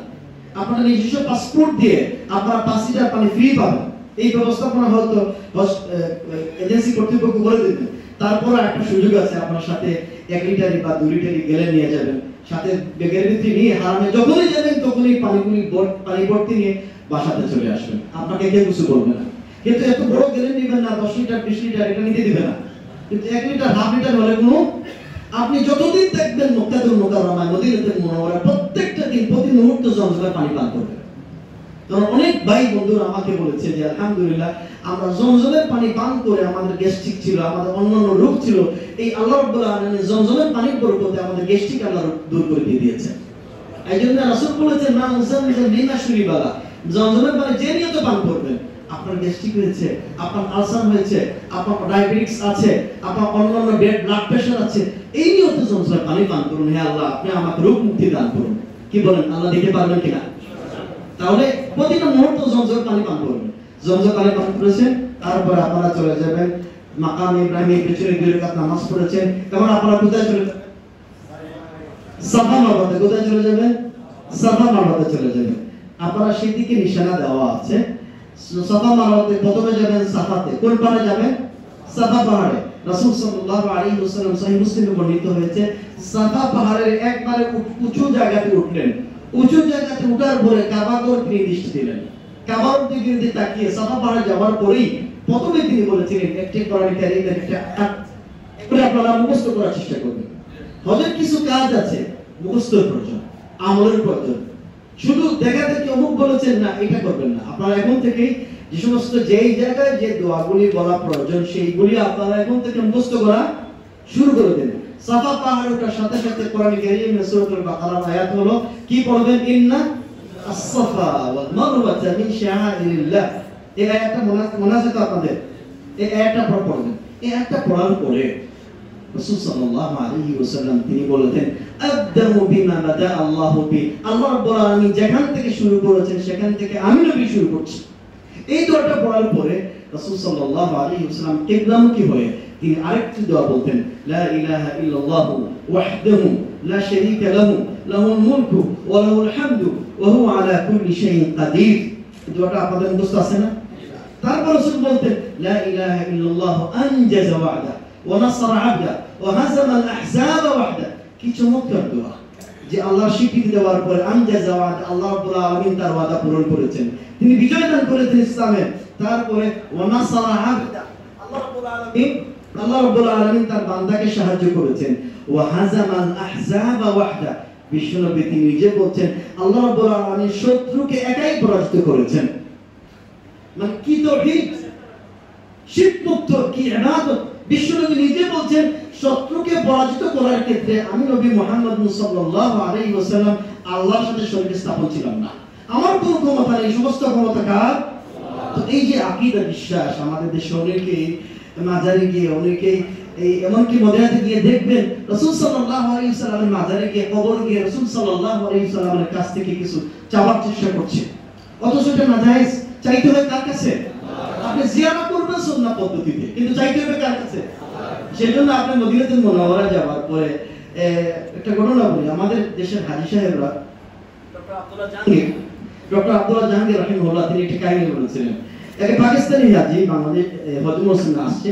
হজ মৌসুমে আসার পরে সে কাবাগরের সামনে দাঁড়িয়ে বলছে, হে আল্লাহ, আমার অমুক সন্তান নেই, আমার টাকা পয়সা নেই, আমার ব্যবসা বাণিজ্যের মধ্যে বরকত দান করুন, আমার ছেলে অসুস্থ, মেয়ে অসুস্থ, এভাবে সে করে দোয়া করছিলেন। কিন্তু পিছন থেকে পাকিস্তানি হাজী সাহেব এসে বলেন, আরে মিয়া, এই যে দুনিয়াবি চাওয়া পাওয়া, সন্তান, ব্যবসা বাণিজ্য, এগুলি এখানে কেন চাইবে? এগুলোর জন্য তো বাড়িতে খাজা বাবা আছে, সেখানে গিয়ে চাইবে। বলুন না নাউযুবিল্লাহ। এই যে মানুষের টেন্ডেন্সি, দৃষ্টিভঙ্গি, এই শিরকি দৃষ্টিভঙ্গি। আপনি বিশ্বনবীর কবর জিয়ারত করবেন সুন্নাহ পদ্ধতিতে, সেখানে কিছু পাওয়ার জন্য, সেখানে কিছু পাওয়ার জন্য সবকিছু দিতে পারেন কে? সেখানে গিয়ে আপনি সালাম, আসসালামু আলাইকা ইয়া রাসূলুল্লাহ। আর যখন আপনি দোয়া করবেন কোন দিকে মুখ ফিরিয়ে দোয়া করবেন? কিবলামুখী হয়ে দোয়া করবেন। এটা সুন্নাহ।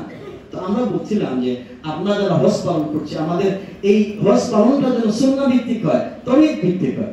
যাই হোক, রাসূলুল্লাহ সাল্লাল্লাহু আলাইহি ওয়াসাল্লাম যখন এই সাফা পাহাড়ে উঠলেন, এই লম্বা দোয়া করেছেন। আপনার নিজের মাতৃভাষায় আপনি লম্বা কি করতে পারবেন? দোয়া করতে পারবেন। লম্বা দোয়া করার পর রাসূল সাল্লাল্লাহু আলাইহি ওয়াসাল্লাম সাফা পাহাড় থেকে কোথায় গেলেন? মারওয়াতে গেলেন। মারওয়াতে যাওয়ার পরে প্রথম সাফা পাহাড়ে যে কাজটুকু করেছিলেন, সেখানে গিয়ে সেই কাজটুকু আপনি লম্বা দোয়া করবেন। সেখানে কি করবেন? কিবলামুখী হয়ে লম্বা দোয়া করার চেষ্টা করবেন, যেহেতু আপনার ইসলামের প্রথম হজ, চেষ্টা করবেন। তাহলে আপনার জন্য সাফা থেকে মারওয়াতে কয় চক্কর হলো? কথা বলেন, কয় চক্কর হলো? অনেকে আমি দেখেছি, আমরা হজ করেছিলাম, 14 চক্কর দিছে। কয় চক্কর দিছে? সে কি মনে করে যে সাফা থেকে মারওয়াতে গিয়ে আবার যখন সাফাতে আসছে এক চক্কর গণনা করেছে, আবার এইভাবে কয় চক্কর দিছে? 14 চক্কর দিয়ে দিছে। না, আপনি 14 সাফা থেকে মারওয়াতে যাবেন এক চক্কর, মারওয়া থেকে, আচ্ছা আপনারা বলেন 7 চক্কর শেষ হবে কোথায়? মারওয়া থেকে শেষ হবে। কোথায় শেষ হবে? আলহামদুলিল্লাহ, এই সাফা মারওয়ার মাঝখানে সবুজ বাতি দেখবেন আপনারা। এখানে ইসমাঈল আলাইহিস সালাতু ওয়াস সালামের মা এখানে দৌড়াদৌড়ি করেছিলেন, ইতিহাসটা আপনাদের জানা আছে। সেখানে আপনারা দ্রুত গতিতে হেঁটে দৌড়ানোর চেষ্টা করবেন। এভাবে করে যখন আপনার 7 চক্কর হয়ে যাবে, তখন আপনি মারওয়াতে গিয়ে মোটামুটি আপনার তওয়াফ করেছেন, সাফা মারওয়া দৌড়াদৌড়ি করেছেন, এখন বাকি থাকলো কি করা? চুল ছোট করা অথবা মুন্ডানো। উত্তম হলো চুল মুন্ডানো, যেহেতু রাসূল সাল্লাল্লাহু আলাইহি ওয়াসাল্লাম কয়বার দোয়া করেছেন? যারা চুল মুন্ডায় কয়বার দোয়া করেছেন? 3 বার দোয়া করেছেন। আর যারা চুল ছোট করে তাদের জন্য একবার। এখানে একটি কাজ আপনাদের খেয়াল রাখতে হবে, মারওয়াতে শেষ করার পর দেখবেন চতুর্দিক থেকে ছোট্ট ছোট্ট ছেলেমেয়েরা এরা কাকেজি নিয়ে এখানে আছে, আসুন আপনাকে হালাল করে দিই, আসুন আপনাকে হালাল করে দিই। তারা দেখবেন এখান থেকে কিছু চুল কাটে, এখান থেকে কিছু চুল কাটে, এখান থেকে কিছু চুল কাটে। এইভাবে চুল কাটলে আপনি হালাল হতে পারবেন না। কথা বুঝতে পেরেছি? আপনার চুল ছোট করতেই হয়, সমস্ত চুল কি করতে হবে? ছোট করতে হবে। তো উত্তম হলো মুন্ডানো। তবে মহিলারা কি করবেন? এই এক আঙ্গুলি পরিমাণ কি করবেন? সব একসাথে করে ছোট করবেন, মনে থাকবে ইনশাআল্লাহ তাআলা। আচ্ছা, আলহামদুলিল্লাহ। তাহলে এই মুহূর্তে আপনার জন্য এই চুল মুঠ ছোট অথবা মুন্ডানোর পরে আপনি কি হয়ে গেলেন? উমরার কাজ আদায় হয়ে গেল, আলহামদুলিল্লাহ। আপনি সম্পূর্ণরূপে কি হয়ে গেলেন? হালাল হয়ে গেলেন। এতক্ষণ যাবত পর্যন্ত আপনার জন্য এই সমস্ত কাজ কি ছিল? হারাম ছিল, এখন কি হয়ে গেল? আলহামদুলিল্লাহ। এখন আপনি অপেক্ষা করবেন কি করা পর্যন্ত? হজের 8 তারিখ আসা পর্যন্ত কি করবেন? অপেক্ষা করুন। এখানে একটি বিষয় আপনাদেরকে বলি, আমার অনেক হাজী সাহেবরা তারা উমরা করার পরে বারবার মায়ের নামে, পিতার নামে, দাদার নামে বারবার উমরা করেন। শুনেন, আপনি একটা শহরে যাচ্ছেন, রাসূল সাল্লাল্লাহু আলাইহি ওয়াসাল্লামের সুন্নাত ছিল একটা শহরে একটা উমরা করা। অনেকেই বলেছেন উমরা করতে পারবে, কিন্তু আমি বলি আপনাদের জন্য বড় কাজ বাকি সামনে রয়েছে।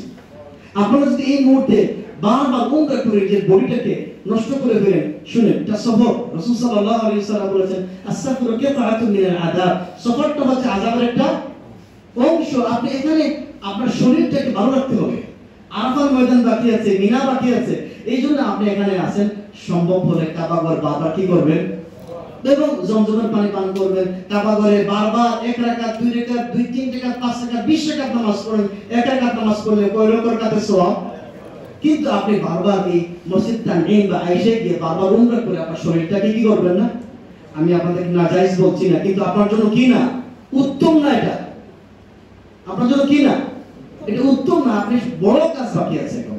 আলহামদুলিল্লাহ, আপনি অপেক্ষা করবেন। অপেক্ষা করার পর এখন আমাদের আমরা 8 তারিখে, আচ্ছা 8 জিলহজ আমরা কি এখন আসলাম? 8 জিলহজ। যেহেতু আমরা অপেক্ষা করলাম, কয়দিন অপেক্ষা করতে হবে আপনাদের? উমরা করার পরে কয়দিন হজ পর্যন্ত? কারো 20-25 দিন, কারো 5-7 দিন। ঠিক আছে তো? ইনশাআল্লাহ আপনারা যখনই মক্কাতে থাকবেন তখনই আপনারা যখনই 8 জিলহজ আসবে, কয় জিলহজ আসবে? যেখানে আপনি আছেন সেখান থেকে ইহরামের নিয়ত করবেন। ওই যে শুরুতে উমরার জন্য যেভাবে ইহরামের প্রস্তুতি নিয়েছিলেন, সেইভাবে হজের জন্য কি করবেন? প্রস্তুতি নেবেন। তবে স্টার্ট করার সময়, ঘর থেকে বের হওয়ার সময় ইহরামের কাপড় পরিধান করার পরে মুখে আপনাকে নিয়ত করতে, উচ্চারণ করতে হবে। আগে বলেছিলেন লাব্বাইক উমরাতান, উমরার সময়। এখন আপনি কি বলবেন? এখন আপনি কি বলবেন? লাব্বাইক হাজ্জান। এখন কি বলবেন? লাব্বাইক হাজ্জান। আগে ছিল উমরার ইবাদত, এখন কোনটা? হজ। এখানে আপনারা 8 জিলহজ এখানে এসে আপনারা মিনাতে চলে যাবেন। আপনাদের গাড়ি নিয়ে আপনাদেরকে মিনাতে নিয়ে যাবে। মিনাতে গিয়ে জোহর, আসর, মাগরিব, ইশা, ফজরের সালাত আদায় করবেন। তবে এক্ষেত্রে আপনাদেরকে একটা দৃষ্টি আকর্ষণ করি, এখানে রাসূলুল্লাহ সাল্লাল্লাহু আলাইহি ওয়াসাল্লাম মিনাতে, মুজদালিফাতে, আরাফার ময়দানে, বিশেষ করে মিনাতে যে 5 ওয়াক্ত নামাজ আপনারা আদায় করবেন, সেখানে আপনারা ওয়াক্ত মতো আদায় করবেন, কিন্তু কসর পড়বেন। কি পড়বেন? কসর পড়বেন। কি পড়বেন? মাগরিবের সালাতের কোনো কসর হয় না। ফজরের সালাতে কসর কোন সালাতে হয়? এখানে একটা বিষয় আপনি ক্লিয়ার করেন। হজের এই সম্পূর্ণ ইবাদত রাসূল সাল্লাল্লাহু আলাইহি ওয়াসাল্লাম বলেছেন, খুযু আন্নী মানাসিকাকুম। হে সাহাবীরা, হজ কিভাবে পালন করতে হয় তোমরা আমার কাছ থেকে শিখে নাও। এমনকি মক্কাবাসীদেরকে রাসূল সাল্লাল্লাহু আলাইহি ওয়াসাল্লাম, উসমান রাদিয়াল্লাহু তাআলা থেকে বর্ণিত, রাসূল সাল্লাল্লাহু আলাইহি ওয়াসাল্লামকে বর্ণিত, মক্কাবাসীরা পর্যন্ত হজের মৌসুমে তারা রাসূল সাল্লাল্লাহু আলাইহি ওয়াসাল্লামের সাথে কসর করেছেন। এই মাসআলাটি মুসাফিরের সাথে সম্পর্কিত মাসআলা না। আপনারা বিষয়টা বোঝার চেষ্টা করুন। হজের এই টোটাল ইবাদতটা, এটা হজের ইবাদতের সাথে সম্পর্কিত বিষয়। এখানে মুসাফিরের কোন মাসআলা, এমনকি রাসূল সাল্লাল্লাহু আলাইহি ওয়াসাল্লামের মক্কার সাথে মক্কাবাসীরা পর্যন্ত হজের মৌসুম কি করেছিলেন? কসর করেছিলেন। এই জন্য আপনারা 5 ওয়াক্ত নামাজে 5 ওয়াক্ত ওয়াক্তে বিনাতে বিশেষ করে ওয়াক্ত মতো নামাজ পড়বেন এবং আপনারা যে সমস্ত সালাত কসর করতে হয় জুমা, আসর এবং এশা কসর করবেন। এটা পড়ার পরে আপনাদের পরবর্তী ফজরের সালাত আদায় করবেন। এখন পরবর্তী ফজরের সালাত আদায় করার পরে 9 জিলহজ যে প্রশ্ন পড়ে করবেন, আমি শেষ করে দিই, প্রশ্ন পড়ে করবেন, শেষ সময়টা প্রশ্ন আপনারা লিখিত দেখবেন। এখন আপনি ফজরের সালাত আদায় করলেন, এখন কত জিলহজ হলো বলেন না, কত জিলহজ হলো? 9 জিলহজ হলো। এখন আপনাকে 9 জিলহজ ফজরের সালাত আদায় করার পরে আমাদের নিয়ে যাওয়া হবে কোথায়? কোথায় নিয়ে যাওয়া হবে? আরাফার ময়দানে। এটা খেয়াল রাখতে হবে। আমরা বলেছিলাম হজের রুকুন কয়টা বলেছিলাম মনে আছে? 3টা। 1 নম্বরে ইহরাম, ইহরাম বলে 2 নম্বরে এই আরাফার ময়দান। রাসূল সাল্লাল্লাহু আলাইহি ওয়াসাল্লাম বলেছেন আল হাজ্জু আরাফা, হজের নামই হলো আরাফা। কোন ব্যক্তি যদি সমস্ত কাজ করলো কিন্তু আরাফার ময়দানে অবস্থান করতে পারলো না, ওই ব্যক্তির হজ হবে। এবং আপনাকে খেয়াল রাখতে হবে আরাফার ময়দানে অবস্থানের সময়টা হলো জোহরের নামাজের পর থেকে। মূল সময়টা কি? জোহরের নামাজের পর থেকে। রাসূল সাল্লাল্লাহু আলাইহি ওয়াসাল্লাম তিনি আরাফার ময়দানে অবস্থান করেছেন এবং সাহাবীদেরকে নিয়ে রাসূলুল্লাহ সাল্লাল্লাহু আলাইহি ওয়াসাল্লাম জোহর এবং আসর জামআন ওয়া কাসরান আদায় করেছেন। কি করেছেন? জামআন এবং কাসর। জামআন এবং কাসর মানে কি? যে জোহরের সালাত 4 রাকাতের জায়গায় কয় রাকাত পড়েছেন? আসরের সালাত কয় রাকাত পড়েছেন? 2 রাকাত পড়েছেন। এবং জামআন আসরকে টেনে এনে জোহরের সালাত আদায় করার পরে তিনি কি করেছেন? আসর নামাজ পড়েছেন। এটা হলো একটু আগেই বলেছি এই মাসআলাগুলি হজের সাথে ইবাদতের সাথে সম্পৃক্ত। এটা মাসআলাগুলি মুসাফিরের কোন মাসআলা আপনি যেভাবে করেছেন রাসূল সাল্লাল্লাহু আলাইহি ওয়াসাল্লাম বলেছেন খুযু আন্নী মানাসিকাকুম, হজ কিভাবে পালন করতে হয় আমি নবী মুহাম্মদ সাল্লাল্লাহু আলাইহি ওয়াসাল্লামের কাছ থেকে শিখেন। রাসূল সাল্লাল্লাহু আলাইহি ওয়াসাল্লাম আযান দিলেন, এক আযান কয় একামত দিয়েছেন? 2 একামত। জোহরের জন্য একটা একামত দিয়েছেন, আসরের জন্য একামত দিয়ে নামাজ শেষ করেছেন। তার কারণ হলো আরাফার দিনের অবস্থাটা এবং আরাফার দিনের ফজিলত এত গুরুত্বপূর্ণ। আল্লাহ রাব্বুল আলামিন অনেক বান্দাদেরকে তিনি মাফ করে দিয়ে দেন এবং আল্লাহ রাব্বুল আলামিন ফেরেশতাদেরকে নিয়ে গর্ব অহংকার করে এই সমস্ত বান্দাদেরকে নিয়ে মা আরাদা হাউলা, এরা কি চায়, কি জন্য এখানে এসেছে, ফেরেশতাদেরকে বলে আমি এদের সবাইকে মাফ করে দিয়ে দিলাম। এই দিকটা বেশি বেশি দোয়ার সময় আপনি জোহরের সালাত আদায় করে আপনি দোয়ার মধ্যে লেগে যাবেন, একটু বিশ্রাম নেবেন। তবে দোয়ার সময়টা আরো বেশি গুরুত্বপূর্ণ আসরের পরে মাগরিবের আগের যে সময়টা, এই দোয়ার সময়টা বেশি গুরুত্বপূর্ণ। এজন্য জোহরের পরে আপনি হালকা হালকা কিছু দোয়া করেন, কোরআন তেলাওয়াত করেন। এরপরে যখন এই আসরের পরে মাগরিবের আগে আধা ঘন্টা আগে যখন সময়টা আসবে, এই সময়টা বেশি কি বেশি দোয়ার সময়, বেশি বেশি দোয়া করবেন। আরেকটি দোয়া বা জিকির রাসূল সাল্লাল্লাহু আলাইহি ওয়াসাল্লাম বলেছেন যে খায়রু মা কুলতু আনা ওয়ান নাবিয়্যুনা মিন ক্বাবলি, সর্বোত্তম দোয়া যা আমি করেছিলাম এবং আমার পূর্ববর্তী সমস্ত আম্বিয়া کرام আলাইহিস সালাতু ওয়াস সালাম করেছিলেন, সেটা কি লা ইলাহা ইল্লাল্লাহু ওয়াহদাহু লা শারীকা লাহু লাহুল মুলকু ওয়া লাহুল হামদু ইউহয়ী ওয়া ইউমীতু ওয়া হুয়া আলা। এই দোয়াটি বেশি বেশি পড়বেন। এই দোয়াটি আপনারা কি করবেন? বেশি বেশি পড়বেন। বিশ্বনবী নবী বলেছেন সর্বোত্তম দোয়া আমি এবং আমার সমস্ত ভাইয়েরা নবীরা দোয়া করেছিলেন, আপনারাও করবেন।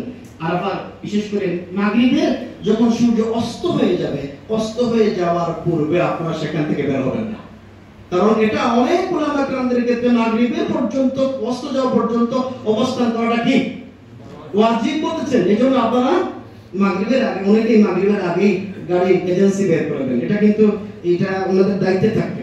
কারণ এই আমাদের আমি এটা গত বছর বিভিন্ন সিলেটের বিভিন্ন হজ এজেন্সি তারা মাগরিবের পূর্বেই তারা আরাফা থেকে বিদায় হয়ে গিয়েছেন, এটা একটু কিনে।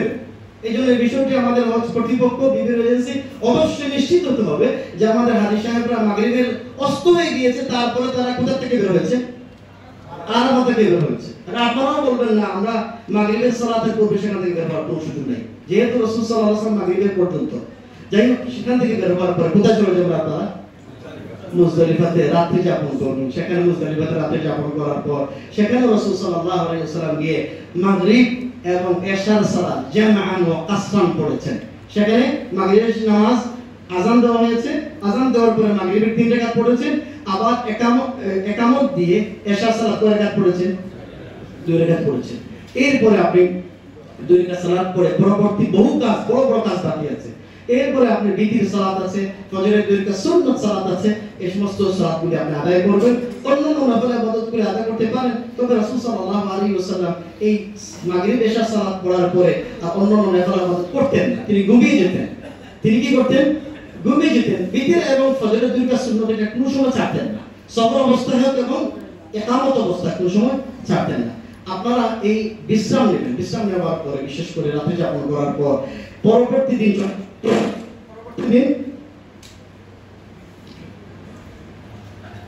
আচ্ছা পরবর্তী দিন কয় তারিখ হয়? 10 জিলহজ। অনেকগুলি প্রেজেন্টেশন আছে, সময় তো নাই।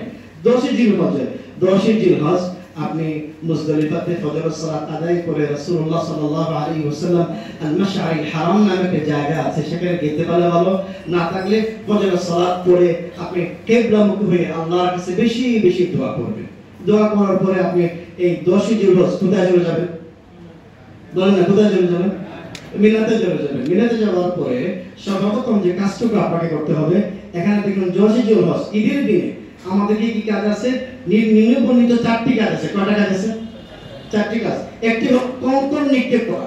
কি নিক্ষেপ করা? শুধুমাত্র কোন শয়তানটা? এটাকে জান্নাতুল আকা বড় শয়তান বলে। 2 নম্বর কাজটা কি? কুরবানি করা। 3 নম্বর কাজটা কি? চুল কাটা। 4 নম্বর কাজটা কি? ফরজ পাপা। কয়টা? 4টা কাজ। কয়টা কাজ? 4টা কাজ। প্রথম কাজটা সেখানে আপনি মিনাতে যাওয়ার পরে কোন শয়তান বড় শয়তানকে মারবেন। আপনি ছোট মাঝারি শয়তানকে মারা যাবে। এই পাথর নিক্ষেপ কয়টা মারবেন? 7টি মারবেন, ছোট্ট পাথর। এক্ষেত্রে আপনারা অনেকেই দেখেছি যে ফেসবুকে অনেক এই বড় বড় পাকিস্তানি মুরব্বীরা তারা বলছে যে সারা জীবন আমাদেরকে জ্বালাইছে, এই শয়তানের কারণে আজকে আমাদের এই অবস্থা, সে জুতা নিয়ে নিক্ষেপ করেছে। না, আসলে কি বিষয়টা কি এমন না? বিষয়টা এমন না। আপনি এই জায়গাতে বিশ্বনবীর সুন্নাহকে আপনি পালন করছেন, যেভাবে তিনি পালন করেছেন সেভাবে আপনি ছোট্ট পাথর নিয়ে কয়টি কঙ্কর নিক্ষেপ করবেন? 7টি। প্রত্যেকটি পাথর নিক্ষেপের সময় কে বলবেন? আল্লাহু আকবার, আল্লাহু আকবার, আল্লাহু আকবার। 7টি। কয়টা? 7টি। এটা কাজ কি কঠিন হবে? আলহামদুলিল্লাহ। আগে তো আমি 1994 সালে ওয়াজ করেছিলাম আপনার সাথে, অনেক ছোট ছিলাম। সেই সময় এই শয়তানটা খুব মানে এই যে আমরা এই তেল যখন আমরা কোন ডিবেন দুতরণ ডালি তখন একটা কাঠ থাকে না, কাঠ এইভাবে দুল ছিল, যার কারণে মানুষেরা ধাক্কা ধাক্কি লেগে অনেক হাজী সাহেবরা ব্রিজ থেকে বড়কে শহীদ হয়ে গিয়েছিলেন। এখন সৌদি সরকার শয়তানটাকে একটু বড় করেছে। বড় করার কারণে যেদিক থেকে আপনি পাথর নিক্ষেপ করেন সেই মূল জায়গাটা গিয়ে পড়বে, তাতে কোনো সমস্যা নেই ইনশাআল্লাহ। এই পাথর নিক্ষেপ করার পর আপনি কি করবেন? কোরবানি করবেন। এই কোরবানির টাকা তো অলরেডি এজেন্সি নিয়ে নেবে, আপনারা নিয়ে নিয়েছেন নাকি? এটা ব্যাংকে জমা দেওয়া হয়ে যাবে ইনশাআল্লাহ। আপনাদের কোরবানি যথা সময়ে তারা নির্দিষ্ট সময়ে তারা কোরবানি করে ফেলে দিয়ে দেবে ইনশাআল্লাহ। যদিও বিভিন্ন কোম্পানির বিরুদ্ধে অভিযোগ উঠেছে যে তারা কোরবানির টাকা পয়সা নিয়ে কেউ কোরবানি দেয় নাই, কিন্তু আমরা আশা করছি সৌদি সরকার এবং কর্তৃপক্ষ এই বিষয়টি নিশ্চিত হবে ইনশাআল্লাহ যে আপনার কোরবানি ঈদের দিনে যথা সময়ে আদায় হয়েছে কিনা। আশা করছি এই বিষয়টি কেউ গাফলতি করবে না। এরপর আপনি কি করবেন? কি করবেন? চুল কাটবেন। কি করবেন? উমরার সময় যেভাবে চুল কেটেছেন সবচেয়ে পুরোপুরি মুন্ডন করে ফেলেন, আপনার জন্য উত্তম। এই 3টি কাজ করার পরে মোটামুটি আপনি হালাল হয়ে গিয়েছেন। কি হয়ে গিয়েছেন? তবে যতক্ষণ পর্যন্ত ফরজ তোয়াফ করতে না পারবেন ততক্ষণ পর্যন্ত স্বামী স্ত্রী মেলামেশা করা যাবে। তবে অন্যান্য কাজ কি? অন্যান্য কাজ কি? হালাল। অন্য কাজ কি? হালাল। তাহলে আমরা কি বুঝতে পেরেছি? এখন আপনি ফরজ তোয়াফ করলেন। ফরজ তোয়াফ আপনি যদি আজকে 10 তারিখ করতে পারেন ভালো কথা, না করতে পারলে 11 তারিখও করতে। আচ্ছা আপনারাই বলুন, এই যে আপনার তাওয়াফ করবেন এটা কি ইহরামের কাপড় পরে তাওয়াফ করবেন না সাধারণ কাপড় পরে? জি, সাধারণ কাপড় পরে তাওয়াফ করবেন, কারণ আপনি কি হয়ে গিয়েছেন? হালাল হয়ে গিয়েছেন। এখন তাওয়াফ করার পর আপনার জন্য এখন আপনি তাওয়াফ করার পরে আপনার জন্য হজের একটা সাই বাকি আছে। কি বাকি আছে? হজের সাই বাকি আছে। কি বাকি আছে? তাওয়াফের পরে কি করে ফেলবেন? সাই করে ফেলবেন। তো মোটামুটি আপনি তাওয়াফের পরে সাই করার পরে মোটামুটি আপনি ফ্রি হয়ে গিয়েছেন। কি হয়ে গিয়েছেন? ফ্রি হয়ে গিয়েছেন। ফ্রি হয়ে যাওয়ার পরে আপনার জন্য 10 তারিখের পরে কয় তারিখ আসে? 11 তারিখ আসে। 11 তারিখে বিশেষ করে এখানে কয়েকটা কাজ। মিনাতে রাত্রি যাপন করা। মিনাতে কি করা? রাত্রি যাপন করা। 10 তারিখের পরে যে রাতটা আসে ওই রাত্রিতে কি করবে? মিনাতে গিয়ে রাত্রি অবস্থান করবেন। কি করবেন? রাত্রি অবস্থান করবেন। রাত্রি অবস্থান করার পরে পরের দিন 11 তারিখে কি করবেন? সূর্য যখন একটু পশ্চিম দিকে ঢেলে যাবে, ডলে যাবে, তখন আপনি শয়তান কয়টাকে মারবেন? 3 থেকে। কোন শয়তান দিয়ে শুরু করবেন? ছোটটা কয়টা মারবেন? মাঝারিটারে, বড়টারে?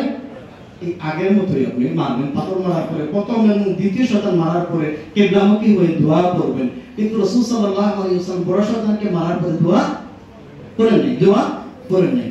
এই পাথর মারার পরে আপনি মোটামুটি ফ্রি হয়ে গিয়েছেন। আপনি মক্কাতে থাকেন অথবা মিনাতে থাকেন। মক্কাতে থাকলে অবশ্যই আপনি মিনাতে এসে কি করবেন? রাত্রি যাপন করবেন। উলামা কেরামদের মধ্যে এই রাত্রি যাপন নিয়ে ইমাম আবু হানিফা রাহিমাহুল্লাহ একটা সুন্নাতুল মুআক্কাদা গুরুত্বপূর্ণ সুন্নাত বলেছেন। আবার অন্য উলামা কেরাম বলেছেন এটা ওয়াজিব। তো আমি বলতে চাচ্ছি আপনারা ইখতিলাফে না গিয়ে আপনারা রাত্রি যাপন করলে আপনারা রিস্ক মুক্ত হয়ে গেলেন কিনা? কি বলেন? রাত্রি যাপন করলে কোনো সমস্যা আছে কিনা? রিস্ক মুক্ত হয়ে গেলেন, আপনারা সন্দেহের মধ্যে পড়লেন না। এই জন্য কষ্ট করে হলেও রাত্রি যাপনটা করে ফেলবেন ইনশাআল্লাহ তাআলা। রাত্রি যাপন করার পরে 12 তারিখে আবার আসবেন। আবার কি মারবেন? শয়তানকে পাথর নিক্ষেপণ কয়টা? 7টা করে। কয়টা? 3 7 কত? এখন আপনার সামনে দুটো রাস্তা। 12ই জিলহজ। কয় তারিখ হলো? 12ই জিলহজ। এখন 12ই জিলহজ আপনার সামনে রাস্তা দুইটা। হয় আপনি মাগরিবের আগে মিনা থেকে বের হয়ে গেলে আপনার জন্য 13 তারিখে রাত্রি যাপন করার প্রয়োজন হবে না। আর যদি মিনাতে আপনি অবস্থান করেন, মাগরিব হয়ে গিয়েছে, এশা হয়ে গিয়েছে, আপনাকে অবশ্যই মিনাতে রাত্রি যাপন করবেন। পরবর্তী 13 তারিখে ওই 12 তারিখের মতো 3টি শয়তানকে পাথর নিক্ষেপ করে বিদায় নিতে হবে। কথা বুঝতে পারছি কিনা? তাহলে আপনাদের জন্য তো আপনারা আশা করছি মাগরিবের আগেই বের হয়ে যাবেন, তাই তো? এটা জায়েজ হয়েছে আপনার জন্য। কি রয়েছে? কিন্তু যদি মিনাতে অবস্থান করা অবস্থায় মাগরিব হয়ে যায়, আপনাকে কি করতে হবে? 13 তারিখ পাথর মেরে আপনাকে এই মোটামুটি আলহামদুলিল্লাহ আপনাদের হজ শেষ হয়ে গিয়েছে। এখন বাকি থাকলো আপনাদের কি বাকি থাকলো? বলেন কি বাকি থাকলো? বিদায় হজ। কি বাকি থাকলো? বিদায় হজ। রাসূল সাল্লাল্লাহু আলাইহি ওয়াসাল্লাম বলেছেন বাকি থাকলো বিদায় তওয়াফ। বাকি থাকলো কি? বিদায়ী তওয়াফ, শেষ তওয়াফ। বিদায়ী তওয়াফ এর অর্থই হলো আপনি এই তওয়াফ করার পরে আর কোনো অবস্থাতেই হারামে অবস্থান করতে পারবেন না, মক্কাতে অবস্থান করতে পারবেন না। আপনি চলে যাওয়ার জন্য প্রস্তুতি গ্রহণ করবেন। আপনি বিদায় তওয়াফ করলেন, আবার হারামে এসে 2 রাকাত নামাজ পড়ার চেষ্টা করলেন, আপনাকে আরেকটা বিদায় তওয়াফ করতে হবে। তার কারণ হচ্ছে বিদায় তওয়াফটা হবে আপনার হজের কাজের শেষ কাজ। হজের কাজের শেষ কাজ হবে। আপনি বিদায় তওয়াফ করবেন। বিদায় তওয়াফ করার সাথে সাথে মোটামুটি আপনি বিদায় তওয়াফটা করা উচিত। বিদায় তওয়াফটা করা কি? ওয়াজিব, বিশেষ করে পুরুষের জন্য আর মহিলাদের জন্য ওয়াজিব। যদি কোনো মহিলা পিরিয়ড চলে আসে ওই মহিলার জন্য বিদায় তওয়াফ না করলেই চলবে। বিদায় তওয়াফ না করলেই চলবে। মোটামুটি আপনার এই হজের যে কাজটুকু শুরু থেকে এই পর্যন্ত আলহামদুলিল্লাহ কমপ্লিট হয়ে গিয়েছে। মদিনাতুল মুনাওয়ারায় যাওয়া এটা সৌভাগ্যের বিষয়। তবে মদিনাতুল মুনাওয়ারা জিয়ারত করা হজের কাজের কোন অংশ নয়, হজের কাজের কোনো অংশ নয়। মোটামুটি আমরা আমার মনে হচ্ছে এই সংক্ষিপ্ত পরিসরে আপনাদের সামনে হজ সম্পর্কিত বিষয়ে আমি আমার কোরআন এবং সুন্নাহর আলোকে কিভাবে রাসূলুল্লাহ সাল্লাল্লাহু আলাইহি ওয়াসাল্লাম হজ পালন করেছেন সেই বিষয়টি আলোচনা করার চেষ্টা করেছি। সময় যেহেতু সংক্ষিপ্ত, এর জন্য আমি সংক্ষিপ্ত করার চেষ্টা করেছি। সময় থাকলে আরো বেশি বিস্তারিত আলোচনা করতাম। তবে আশা করছি যে আজকের আলোচনা আপনাদের তো হজ সম্পর্কিত বিষয়ে কিছুটা হলেও পরিষ্কার হয়েছে। কি বলেন আপনারা? আল্লাহ সুবহানাহু ওয়া তাআলা আমাদেরকে মকবুল হজ পালন করার তৌফিক আমাদেরকে দান করুন। আমরা সবাই বলি আমিন।